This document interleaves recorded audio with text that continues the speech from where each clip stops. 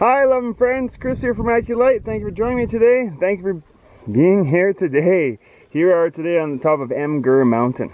I have a beautiful view of the Bella Coola, kind of 360-degree view, Bella Coola Valley area of Glacier Peak Mountains and channels of oceans. So thank you for being here today. We're going to talk about self-pity today. A beautiful thing to talk about. So thank you for being here today. Let's rise you up out of self-pity. Self-pity comes in many forms. The victim, the martyr, the blamer, and the struggler. Which role do you play in your self-pity, Divine One? What do you think people think when you are in victim, blamer, martyr, or strugglerhood? What do you think people are going through when you are self-pitying? Poor me. The first and most obvious form of self-pity comes in the form of victimhood.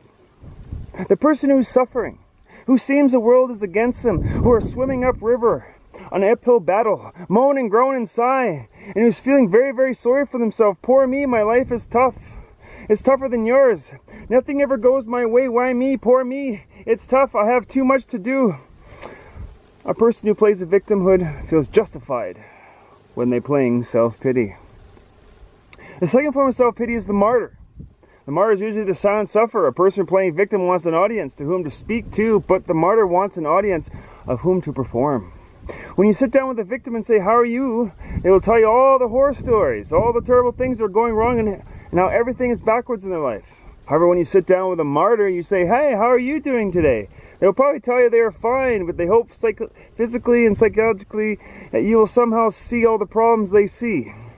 If by chance you don't see the problems, then you are just another rock in their shoe of why their life is so miserable, why they're feeling so unappreciated. The third form of self-pity is the blamer. The blamer plays the role of feeling sorry for themselves. Poor me, a damsel in distress. The blamer does exactly as the title implies, and they blame everything and everybody for why their life isn't working. For example, when you play the blamer role, you blame your mom for not being there for you or giving you enough love or attention while you were a kid. You'll blame the mailman for not delivering your mail fast enough. You'll blame the store clerk for not scanning your groceries properly, not bagging the eggs correctly, and going so damn slow.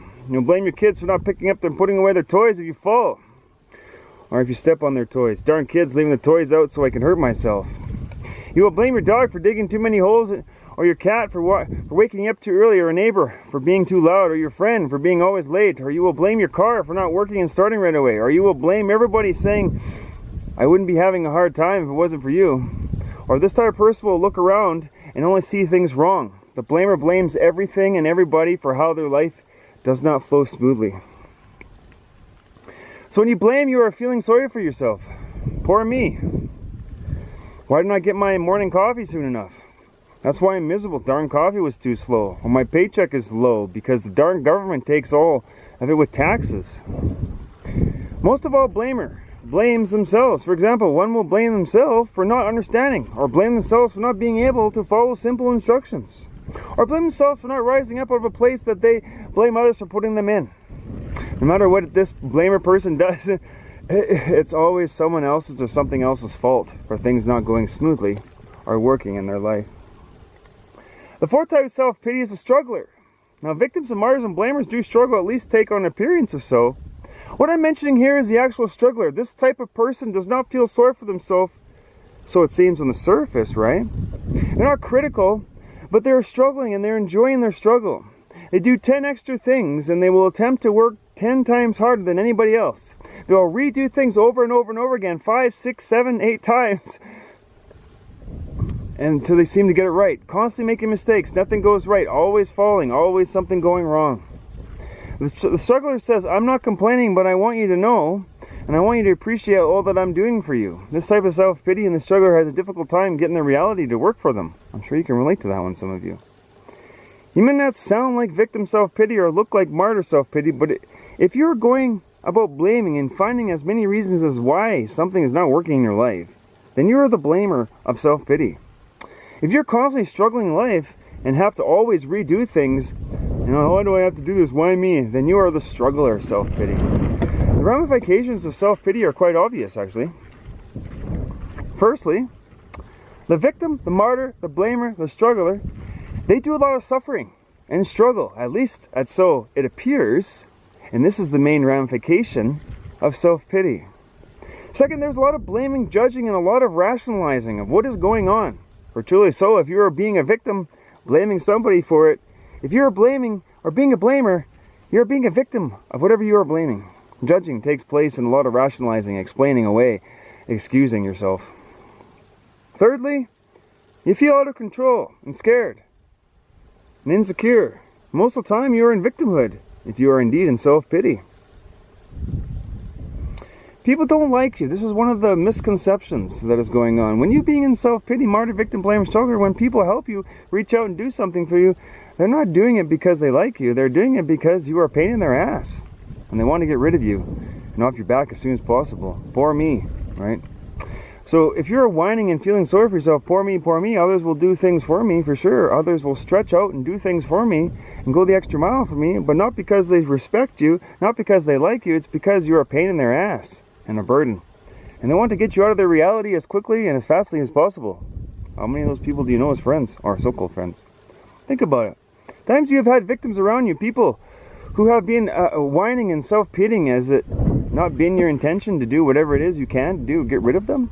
To get some freedom, to get away from them? Haven't you cut an evening short? Haven't you gone home early? Haven't you given to a person what they want from you just to get them out of your vicinity and out of your hair?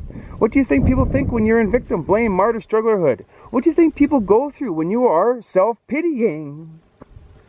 People who are in self-pity and use it as a lifeline, think and look around at all their dear and wonderful friends and see so many people helping them. Where in reality, people don't like you when you are in that place of self-pity.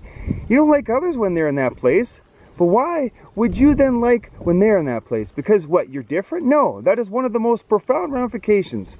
Is people don't like you, they tolerate you, and many times they go to think less of you. Victims will find themselves many times attracted to, since it works very nicely to people who are highly egotistical and playing better than. Therefore, you got a Tom and Jerry situation, a solving victim and an arrogant, better than egotistical person fit perfectly together. Codependent relationship. We would suggest most definitely you got some parasitic relationship forming. Victims are not liked. They are tolerated and provide for those that like to feel better than. So negative reality creations can be seen as either self-pity or self-importance. So conscious energy creates the nature of reality. So we need to admit, recognize, and acknowledge. We have self-pity, then the healing begins. If we deny self-pity, healing self-pity becomes very difficult. We then usually lock ourselves into self-importance, the other side of the pendulum of self-pity, divine ones. It's kind of windy today here. All problems or any problems that form in your reality stem from one of those two sources of self-pity or self-importance. That may be difficult at first to understand, but if you stop and look at it, not a hypothetical problem, but a real problem in your life, that you or others, okay, absolutely have, that if you take a hard, long look at it, and you will come to the same conclusion that every problem has its own baseline of complications with self-pity or self-importance. If you do evaluate upon closer evaluation, you will discover something else, that is that self-pity and self-importance can be reduced into a single concept. For truly, self-importance is really generated from self-pity as well. Okay, so self-importance becomes a problem when you feel important but no one appreciates it. Or more specifically, no one appreciates you as good enough. Then I'm great, but no one appreciates me. Poor me. Self-pity begins. That may be a statement that made in general, or it can be a specific statement. Look at how fantastic I am. Look at how successful I am. Look at how far I have come. And my mother and my father, they don't appreciate it. Poor me. This can also go for healers. We push ourselves and we work on ourselves. We fine-tune ourselves. We assist clients after clients. We witness miracles and healings. We do write-ups every day. We do weekly videos. We are willing and ready to heal. We feel on top of it all. And we say, look at me and look at what I can do. But to only have constant attacks, Facebook blocks, family disowning us. People call us cult leaders. We get the hate mail, negative alien attacks. We get worn out, sick, defeated, hopeless, helpless, victim, martyr. And then we go into self-pity mode. No one wants me. I'm not a good healer. No one cares about me. The world is too asleep to acknowledge us healers. What's the point? No one cares about me anymore. Why me? Poor me, self-pity. I've met a lot of healers like that. They see for all problems that can be seen as a manifestation of self-pity, even self-pity importance. Okay? So let's look and discuss the various causes of self-pity and why people would feel self-pity. How self-pity is taught and encouraged from a wide range of different sources, from parents, society, educational systems, the government, and religion. First off, at a very young age, you were taught as a child by your parents, by their example in many cases, and their words, that the world is a really terrible and scary place out there, and you better be frightened of it. And you better feel sorry for yourself, for one day you will have to deal with it too. You also learn from society that gives you the various messages of underdogs and top dogs, and a list of people who have tried and failed. Other people who have struggled through life, others who have gave up before they even started or before the miracle even happened. Ones that never made it, ones that did not succeed. Ones that didn't succeed with their hobbies, right, and passions. Ones that were homeless due to following their dreams. There has been a great value placed upon the struggle and the challenges from the rags to the riches, and very little emphasis on the easy, who have successful lives, and therefore society encourages and pampers us as victims. The educational system, not the education, but the content of what you learn, the way you're learning it, and at times the ones that are teaching it. You are giving examples of victimhood. Many teachers feel underpaid, unappreciated, overworked. This message gets communicated to the students, therefore, despite the subject matter. When you look up at the teacher to the elementary, junior high, and the high school years, you get a very clear message, and it's admirable to be a victim. And it's admirable to have self-pity. So the government as well bases much upon victimhood and martyrhood. You can't take care of yourself if you're a poor person. You can't do it if you're poor. You can't deal with yourself. You need us to do it for you. You need our welfare and disabilities just to make it. We also give our power away to the government and say, yes, this world is tough and scary, and we need the government for our sovereignty and the protection. The government is right. We can't make it without them. Also, religion very strongly indicates self-pity. Eastern and Western religious philosophy is based upon the idea of self-pity, suffer, pain, struggle, or much of Eastern philosophy, as well as Western philosophy, is based upon the martyr saint. Also, religion and spirituality both suggest that the nobility of a struggling, the long sufferer, the long lonely road, the spiritual path, is a lonely path, and one must suffer the slings and the arrows of all people's resentments and judgments. You learn to spiritually grow, and are to be spiritually advanced. One needs to, or one is supposed to, be detached. You interpret detachment quite differently. In your attempts to become detached, to prove your spirituality, you cut off and deny your emotions. When your emotions are denied, they have to come out some way. One of the most effective ways is through self-pity. Poor me, someone did this to me. Just look at what they did or did not do for me. Whereas if I could just get angry, express my anger and express my true feelings, that they are there, then I would not have to feel self-pity. We tend to want to control our unhealthy anger when we are spiritually growing, to only allow ourselves to express it in any way that hurts us or another. We tend to feel above our unhealthy anger towards someone. However, we do tend to turn to self-pity instead. This always happens to me. No one cares about me. Why can't I find someone who cares as I do? Why can't I get ahead? Why am I always going backwards? Why don't they care? Where is their integrity?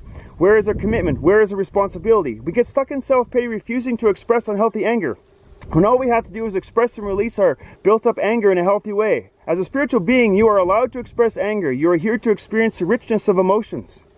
So many times the byproduct of spiritual detachment is that people find themselves inadvertently in a place of self-pity. You see, can't help feeling. People say they are out of touch with their emotions. In a sense, they truly are, but they are not out of touch with feeling.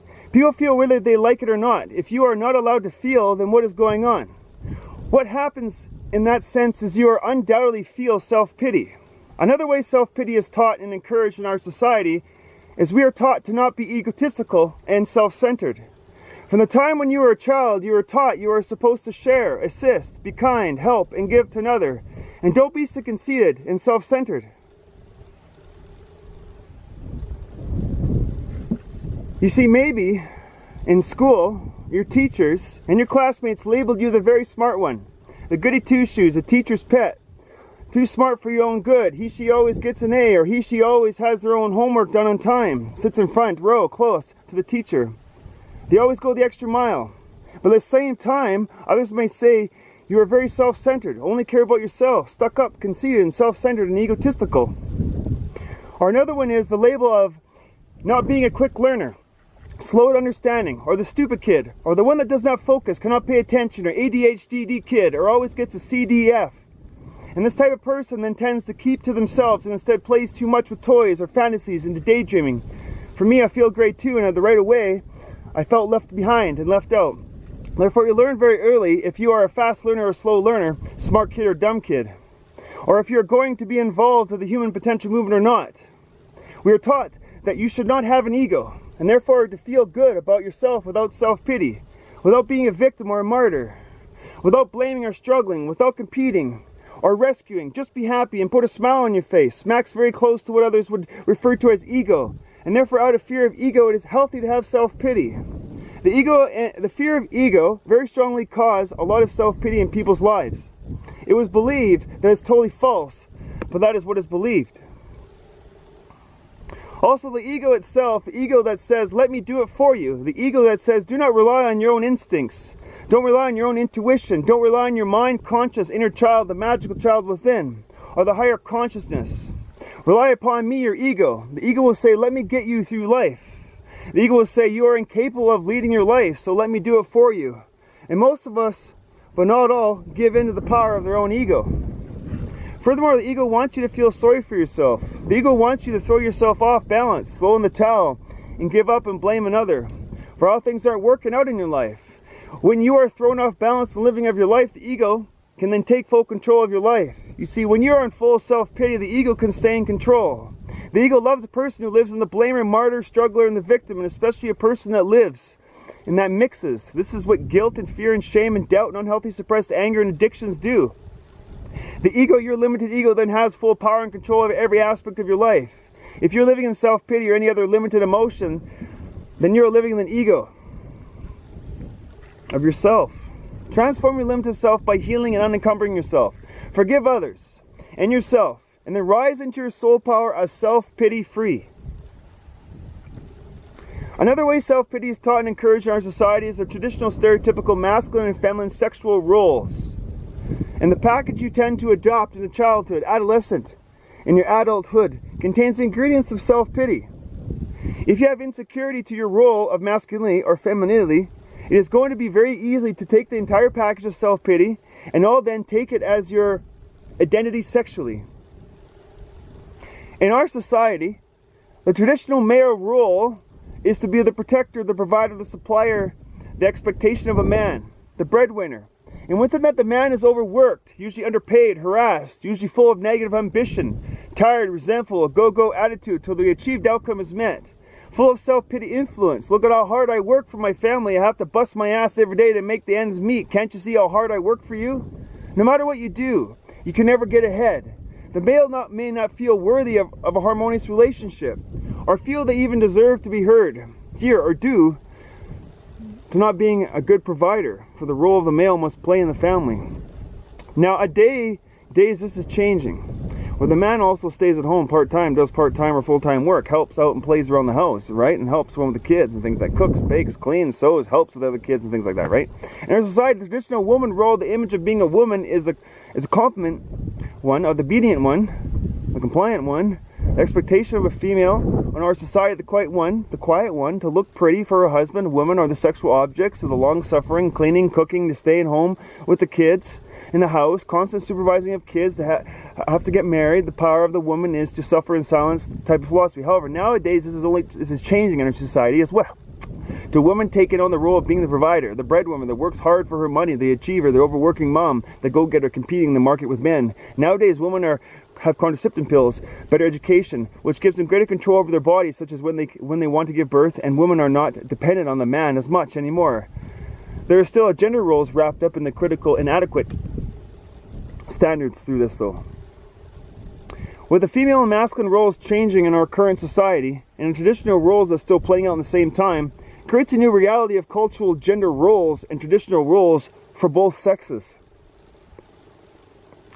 The main point here is if either one of the sexes cannot fulfill the role of society has placed onto them, they feel a self-pity. I can't do it. I can't get it done on time. It's too hard. I make too many mistakes. I'll fail. I'll never get the day off. It's unfair. I work hard for my money. I'm not good enough for this anymore. I'm not good at anything. I'll never get ahead. I'll never meet him. I won't get a big job.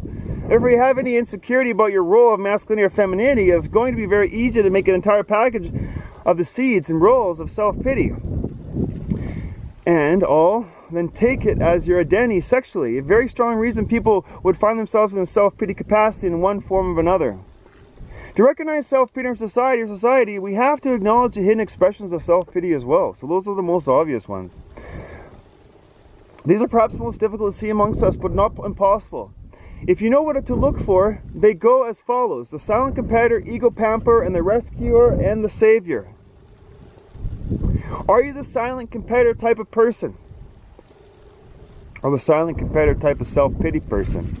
The silent competitor sees someone doing something, does not say a thing, but they think to themselves, hey, I could have done that better.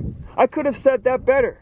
I could have acted out better, and or I have effectively than that person could have done it. You should give it to me and I could do it, but they don't really want to do it. This person that did whatever it was that was being done gets praised, gets acknowledgement, gets the recognition of some sort. The silent competitor does not. After all, they have been silent and they feel sorry for themselves. Poor me. They got the recognition even though I could have done it better. They got the prize even though I could have done it better, a better job. They made the money even though I could have done it better. Poor me is hidden in there. The silent competitor wants recognition and acknowledgement equal to the person who does the task at hand just because they think so, even though they have not proven any capacity that they can do it as well as or the other person, or even better. You may find yourself from time to time feeling the role of a silent competitor. An example is feeling someone lead a seminar, give a speech, write a book or an article, do videos, build a house, run a business, cook or bake or something or anything. And they will say to themselves, I could probably do it better. Actually, I know I could do it better. I could have written that better, said that better, more effective. I would have presented it better. I could have just did it better all around. They say I should be making the money they are making. I should be getting all eyes trained on me. I should be receiving all the acknowledgement and rewards or receiving. Poor me. How many of you do this? Silently compare and compete yourself with others. Healers, book writers, leaders, people who do YouTube videos. Self-pity wrapped up very clearly in that arena, Divine Ones. What a beautiful day, man. It's so gorgeous up there. The air is so crisp. It's like just glacier crisp air. It's so beautiful. Let's smell that. Ego pamper and self-pity. I am feeling sorry for myself for taking any responsibility in the first place. That's what we're going to talk about now. The ego pamper is individual involved in growth. Yes, a capacity to move forward, expanding in the spiritual self, evolving in yourself. But they are doing so to make up for their self-pity or for their difficulties in life. The ego pamper, many will find themselves in this position one time or another in their life. I'm sure you can relate to that. This person who has a deadline to meet, a book to write, a paper to publish, a video to do, a project to get together, but by the end of the week decides to love themselves instead. They love themselves at the beginning of the week, but does not meet the deadline of the project. I know a lot of people like that. Maybe there's a project someone is asking for you to do, or a task a boss wants you to do, or a friend who wants you to do something important for them, or your partner, your lover, who wants you to finish something or a project you want to do to expand yourself. You may ask the person, why did you not meet the deadline? Well, I'm learning to love myself, to appreciate myself, to put my needs first, to take care of myself. I've been a victim before of other people's demands and expectations, and I'm not going to be a victim of their demands anymore, which means I'm feeling sorry for myself. This is because I have to reach responsibilities and deadlines that I've agreed on with other people. You see, the ego pamper is the individual who decides, I'm going to take care of myself at other people's expense. How many people know that one? I made mistakes. I did something wrong. Before I would feel sorry for myself. And I become a victim, maybe the overachiever, or seek approval and acceptance of others. But I'm not going to become a victim about it anymore. And I'm not going to take responsibility either. Poor me. It means several unnecessary para-authentic remarks of, I'm feeling sorry for myself for taking any responsibility in the first place. Why do I say I would? I can do this when I can't. This is too hard. I just can't. No one taught me how. I have to heal and mind myself before I can learn to apply myself to new growth. I have to heal and love myself before I can heal others. Poor me. Out of self-love, I refuse to take responsibility by taking care of myself. I divert my responsibilities to another, like breaking my commitments or lying or being dishonest or whichever works best for you. The ego loves to sabotage itself. And then when you are awake, the next day the ego will say, I have to feel sorry for myself for sabotaging myself. I am not ready to assist. to learn and grow, or shame. I will always feel I'm wrong. Or guilt, I can't do it, might get it wrong, or fear of the unknown and the old fears and new guilts and old guilt. So I have to relearn to love myself before I will continue. Poor me. So out of attempting to be self-esteeming, I deny my self-respect.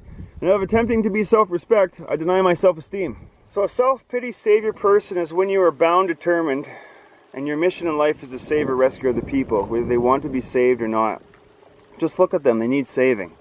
Internalized or hidden self-pity is the rescuer, or the savior implies annihilation. You see, if you're trying to rescue people, even if you're successful at rescuing them, you always get annihilated. We're not talking about religious saving here. We're talking about spiritual, metaphysical, human potential saving, or life-rendering saving. Well, cool now. There's a feeling amongst the savior and the rescuer, in many cases believing that they are better than you, better than who they are trying to save. Therefore, when you are at this position of rescuing another, are you always also not in the position of ego, divine ones? I'm up here, they are down there. I am an old soul, they are a new soul. The best I can do is offer them a helping hand and lift them up, whether they want to have a helping hand or not. There's nothing wrong with helping people. There's nothing wrong with being supportive or helping people. But not in the sense where the rescue feels and thinks they are more important than the other one. What is going on here with you when you are in that place of being a savior? Not consistently, but many times it is feeling of self-pity or self-importance. Poor me, and look at how hard I have worked for them. Poor me, they never appreciate how I am. Poor me, they never appreciate how I am. They should appreciate what I have done for them, and what I have to do for them. Poor me, I have to take a time out of my busy life in order to save them. They need saving, or they need saving by me. Only I can save them. Look at everything I've done for them. Can't they see how I have helped them? I went out of my way to take care of them. They would have failed or died if I did not save them. They needed saving. Just look at how they needed saving. They can't do it on their own. You know people like that? You know them? I know them. Little realizing, those of you that are professional saviors, that is your life. You're not taking time out of from your life. You actually enjoy saving others that don't know they need saving, nor want to be saved. In the metaphysical concept of rescuing and saving, which is always a slaughter, is hidden form of self-pity, because after you get annihilated, right, for sure you're going to be a victim, martyr, a blamer, a struggler, and you will fall into these. One thing I learned as a healer is I am not the healer. My client is the healer. I am the conduit. I work through revelation. If I try to rescue people and I tell them I can help them, right, I can help you, let me show you, then healing doesn't work. And if they don't want it or is not open to it, this makes you feel resentful to the other person for not taking healing seriously enough. And you get upset, discouraged, and angry, resentful in yourself for failing as a healer. I can't heal anyone. No one takes me seriously. I can't help people anymore. No one wants to help. Can't they see I can help them? Why don't they just let me help them? I can save them. Poor me. This is a hidden way self-pity may operate in your life, divine ones. What I do as a healer is I patiently wait for the ones that want what I have to offer. The beauty, the wonderment, the enchantment of a healed you. Healing works best when the client wants it and is willing to heal. Then for me to come in with self-pity and self-importance, righteousness, or if I can save you, let me save you. Then you may say, no, I don't need healing. And you will go, yes, you do. Let me show you why. You are broken and need healing. And healing is working, divine ones, okay? The truth of the matter is, you do create your reality. Truthfully and completely, there is no ifs, ands, or buts.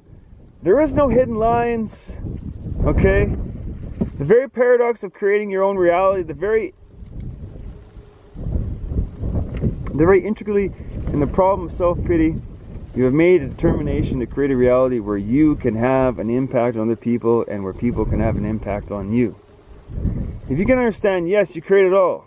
You created a phenomenon wherein people can have an impact on you and you can have an impact on people, divine ones. That is what you brought about. That is what you created.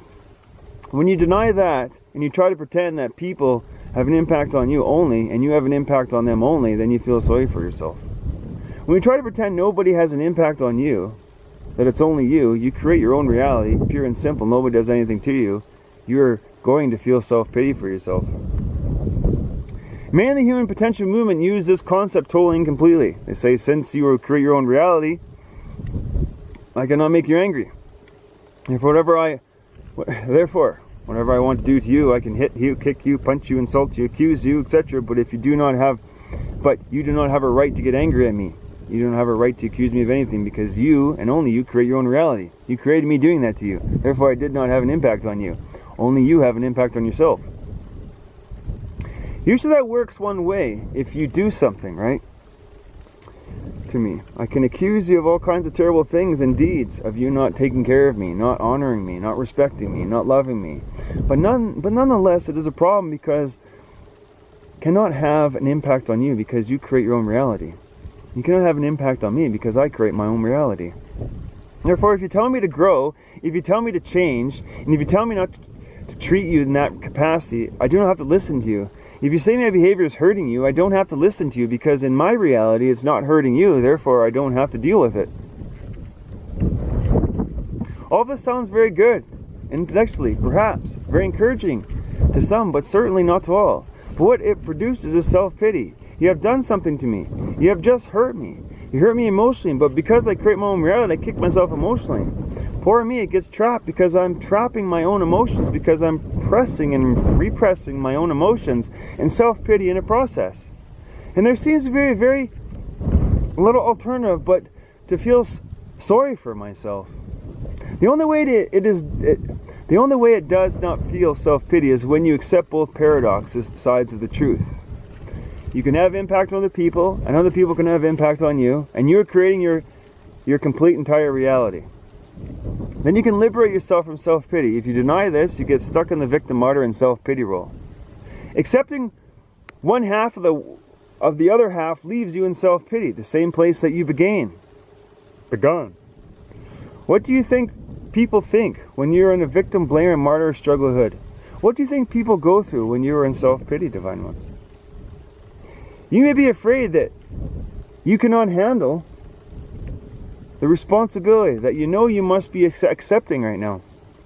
Is it easy to fall in a self-pity place when you avoid responsibility? It's comfortable. And people that frequently lounge and relax in a particular place in their reality are doing so because they enjoy it. It is a place you can manipulate through weakness. Not by being strong and scaring people with their strength, but by scaring people with your weakness. This is where you manipulate. And it's comfortable. And it has worked.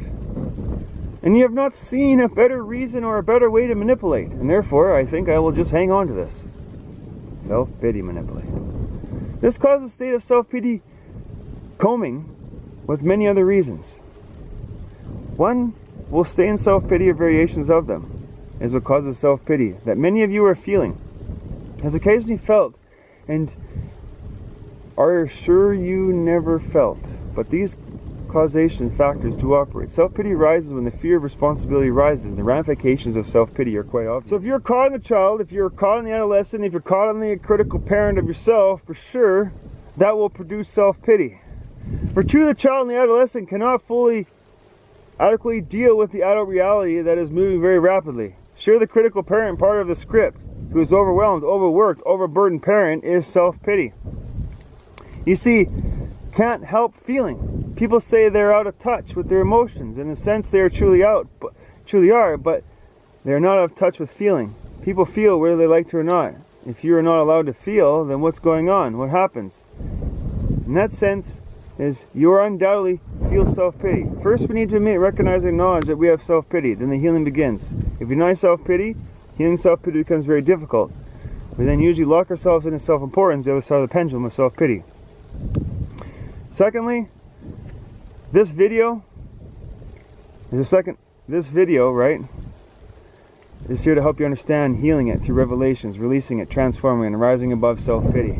Okay, this is only the half of the wisdom. The other half I will do for you in a healing session if you choose to see it for a healing session. Thirdly, let's look at your self-pity together in a private, detailed healing session with me, okay? We will release your self-pity through healing corrections. You can DM me if you would like to be released from your own self-pity traps. Self-pity is not a dirty word. Recognizing how it operates and healing from self-pity is a positive place to be. The seed for all problems can be seen is a manifestation of self-pity. To get out of self-pity, you have to be authentic and express your individuality. Being authentic is your home, Divine One. Come home to your authentic self. expand on aspects of your authentic self, no one can take that away from you. You want to express, you want to grow, you want to share, then be your authentic self. How can you share more of your authentic self, divine ones? You see, I am free of self-pity. I am free of self-pity. I am free of my self-pity. If you'd like to receive daily write-ups via emails, please go to my website, www.miraculite.com, and subscribe to my email list. Thank you for supporting my work. Thank you for being here today. My name is Chris Parr. Syrian Lemurian Love, Wisdoms and Teachings, Galactic Council of Light, Love and Light, Agathar and Shambhala. This is Chris Parr on the top of Emger Mountain, talking about self-pity. I hope you have a revelation today. I hope you lift yourself out of self-pity today. And if this video was enough, then we can, private healing session, then we can finish the rest of my ones. Blessings to you. Blessings to your life. So be it to you. I am free of my self-pity.